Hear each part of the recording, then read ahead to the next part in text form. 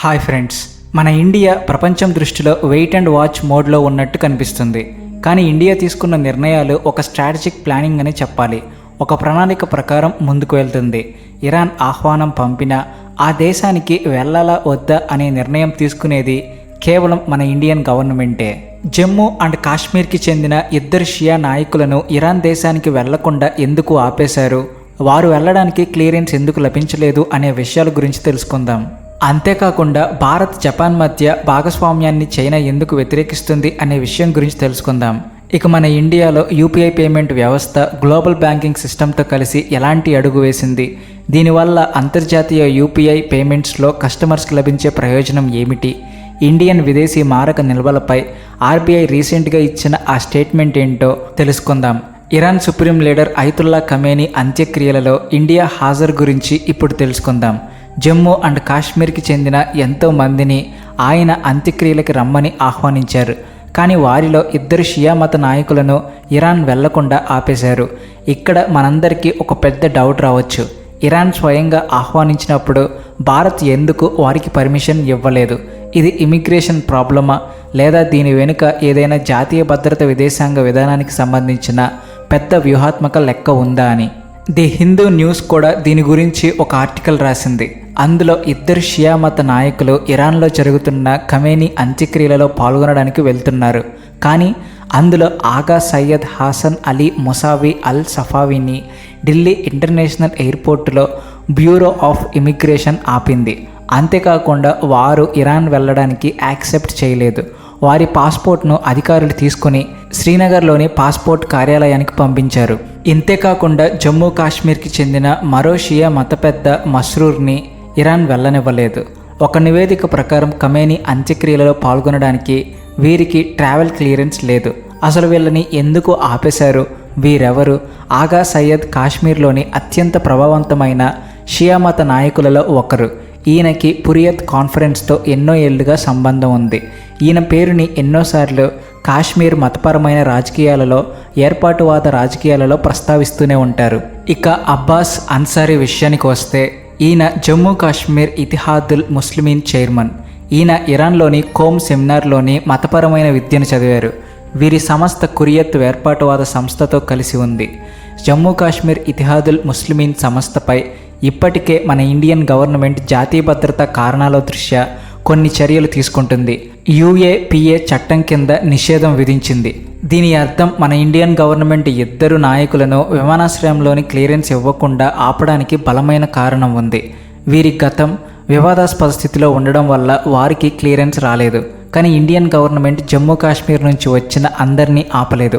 కాశ్మీర్ నుంచి మెహబూబా ముఫ్తీ ఇమ్రాన్ అన్సారీతో పాటు మరికొందరు ఇరాన్ వెళ్ళిపోయారు.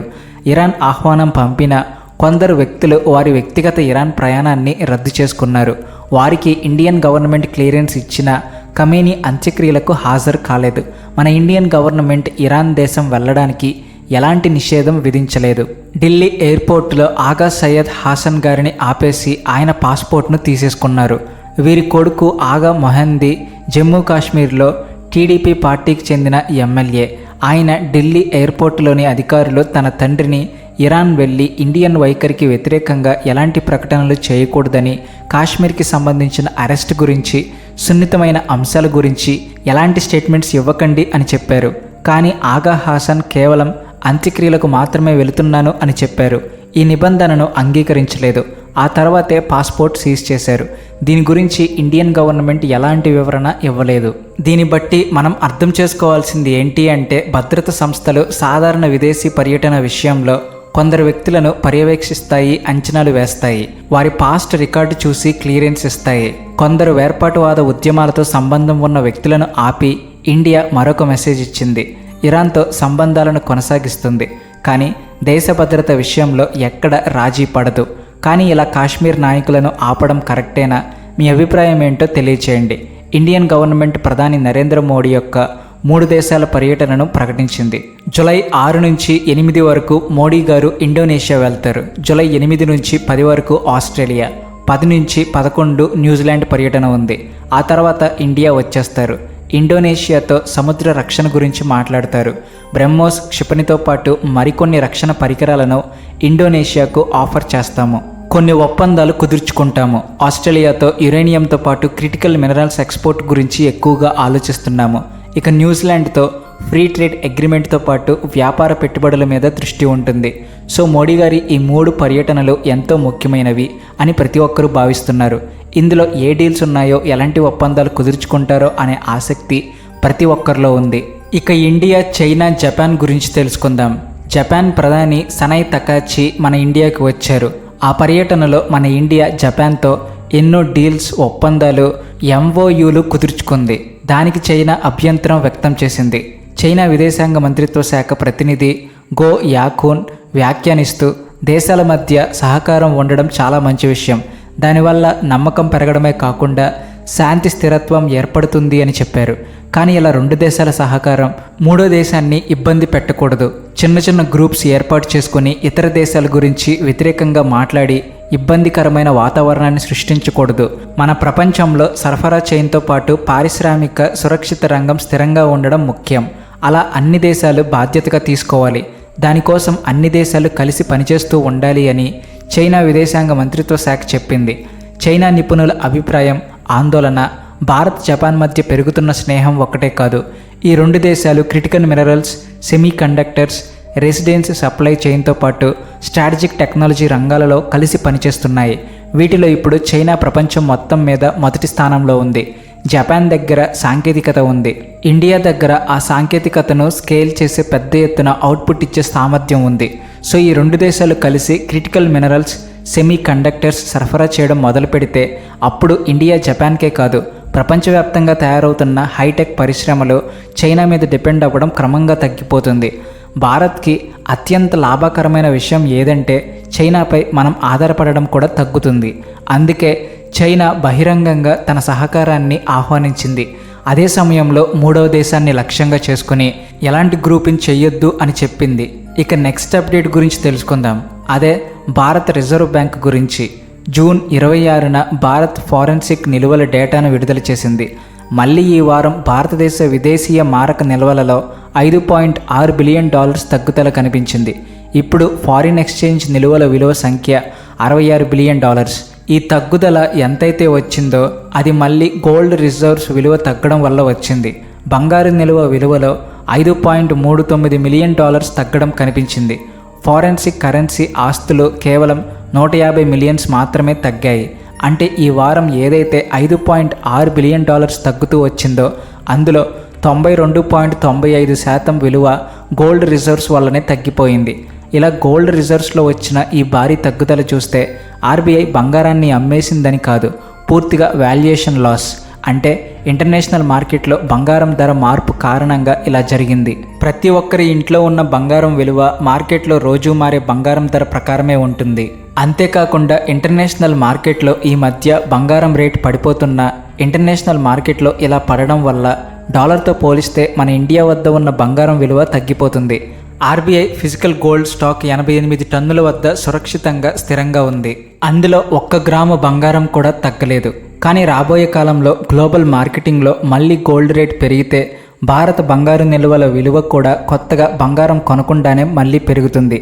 ఏదైనా ఈ తగ్గడం తర్వాత ఆర్బీఐ గవర్నర్ ప్రకారం ఇండియా యొక్క ఫారెక్స్ బఫర్ చాలా బలంగా ఉంది. 11 నెలల దిగుమతి బిల్లును దేశానికి చెల్లించడానికి సరిపడా ఫారెక్స్ రిజర్వ్ ఇంకా మన దేశం వద్ద ఉన్నాయి. అంటే మన ఇండియా సేఫ్ ప్లేస్లోనే ఉంది. ఇక భారత్ యూపీఐ పేమెంట్ సిస్టమ్ గురించి ఒక న్యూస్ తెలుసుకుందాం. ఎందుకంటే డిజిటల్ ఆర్థిక రంగంలో ఇండియా ఒక వ్యూహాత్మక అడుగు వేసింది. దీనివల్ల Indian payment system global financial సిస్టమ్తో కలిసి మరింత సమర్థవంతంగా నిర్వహించడానికి హెల్ప్ అవుతుంది. విదేశాలకు వెళ్ళి అక్కడ యూపీఐ పేమెంట్ చేసే ఇండియన్కు సౌకర్యవంతంగా మారబోతుంది. National Payments Corporation of India అంటే ఎన్పిసిఐ ప్రపంచంలో 2 అతిపెద్ద గ్లోబల్ బ్యాంకింగ్ సంస్థలు హెచ్ఎస్బీసీతో పాటు జేపీ మార్గన్ పేమెంట్స్తో భాగస్వామ్యం అయ్యి ఒప్పందాలపై సంతకం చేశాయి. దీనివల్ల క్రాస్ బోర్డర్ యూపీఐ పేమెంట్స్ కోసం ఇప్పుడు రియల్ టైం ఫారెక్స్ని ప్రారంభిస్తారు. దీనివల్ల మన ఇండియన్స్కు ఏమి లాభం? నిజం చెప్పాలంటే ఇప్పటి వరకు భారతీయ పర్యాటకులు, విద్యార్థులు, వ్యాపారవేత్తలు, కంపెనీ ఏదైనా ఇతర దేశంలో యూపీఐ ద్వారా డబ్బులు చెల్లించాల్సి వచ్చినప్పుడు లావాదేవీల వెనుక రియల్ టైం ఫారెక్స్ సెటిల్మెంట్ అందుబాటులో ఉండేది కాదు. పేమెంట్ పూర్తయిన తర్వాత కరెన్సీ ఎక్స్చేంజ్ సెటిల్మెంట్ కోసం వేరువేరు బ్యాంకింగ్ ఛానల్స్ చేసేది. దీనికోసం కొన్నిసార్లు చాలా సమయమే పట్టేది. ఎక్స్చేంజ్ రేట్ కూడా ఎప్పుడు లావాదేవీ జరిగితే ఖచ్చితమైన సమయంలో లాక్ చేయలేదు. దానివల్ల సెటిల్మెంట్లో కొంచెం తేడా రావచ్చు. దీంతోపాటు క్రాస్ బార్డర్ పేమెంట్స్లో మధ్యవర్తిగా కొన్ని బ్యాంకులు ఉంటాయి. దీనివల్ల ప్రాసెస్ చాలా కష్టంగా, ఖరీదైనదిగా మారేది. ఎంపీసీఐ, హెచ్ఎస్బీసీ ఇండియా మరియు జేపీ మార్గన్ భాగస్వామ్య లక్ష్యం ఈ ప్రక్రియను రియల్ టైమ్గా సమర్థవంతంగా చేయాలి అనుకుంటుంది. ఈ కొత్త వ్యవస్థ వల్ల ఫారెన్లో ఉన్న కస్టమర్ యూపీఐ పేమెంట్ చేసేటప్పుడు ఆ కస్టమర్కి వెంటనే తెలిసిపోతుంది వారి ఖాతా నుంచి ఎన్ని రూపాయలు కట్ అయ్యాయో. అంతేకాకుండా విదేశీ కరెన్సీతో వారు ఏ రేటు పొందుతారో. మన ఇండియన్ యూపీఐ పేమెంట్ కేవలం ఇండియాలోనే కాదు, సింగపూర్, యుఏఈ, భూటాన్, నేపాల్, ఫ్రాన్స్తో సహా ప్రపంచంలో 10 దేశాలలో పేమెంట్ స్టార్ట్ అయింది. మరికొన్ని దేశాలను తన నెట్వర్క్లో చేర్చుకోవడానికి ప్రయత్నాలు చేస్తుంది. ఇలా రియల్ టైం ఫారెక్స్ సెటిల్మెంట్ తర్వాత ఇండియన్ యూపీఐ ప్రపంచంలోనే ఇతర దేశాలకు మరింత అట్రాక్టివ్ విషయంగా మారచ్చు. కొత్త దేశాలు దీనికి అంగీకరించవచ్చు. దానివల్ల అంతర్జాతీయ పేమెంట్స్ మరింత ఈజీగా ఉంటాయి. సో ఫ్రెండ్స్, ఈ వీడియో మీకు ఎలా అనిపించిందో కామెంట్స్లో చెప్పేయండి. అలాగే ఈ వీడియో మీకు నచ్చితే లైక్ చేసేయండి, షేర్ చేసేయండి, అలాగే సబ్స్క్రైబ్ చేయడం మాత్రం మర్చిపోకండి. Please like and share and also thanks for watching.